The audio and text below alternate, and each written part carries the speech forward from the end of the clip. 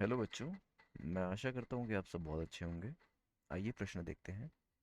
यदि दो असनन कोण का योग 180 डिग्री के बराबर है तो वह कोणों का एक रैखिक युग्म बनाते हैं।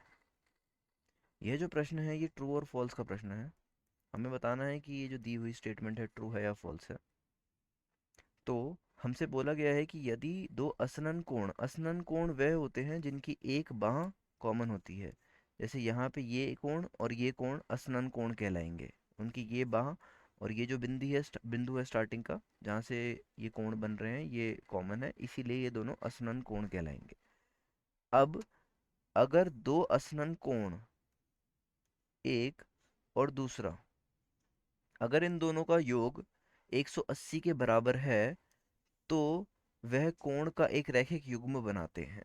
तो वह कोण का एक रैखिक युग्म बनाते हैं। दी गई स्टेटमेंट बिल्कुल ठीक है, ट्रू है।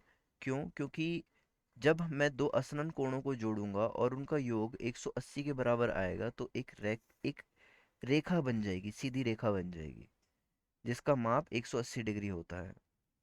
तो मतलब जैसे जो प्रश्न में दिया गया है कि दो कोणों का माप, अगर दो असनन कोणों का योग 180 डिग्री के बराबर है तो वो कोणों का एक रैखिक युग्म बनाते हैं। बिल्कुल ठीक स्टेटमेंट है। इनको हम इंग्लिश में लीनियर पेयर भी कहते हैं। तो इसका आंसर ट्रू है।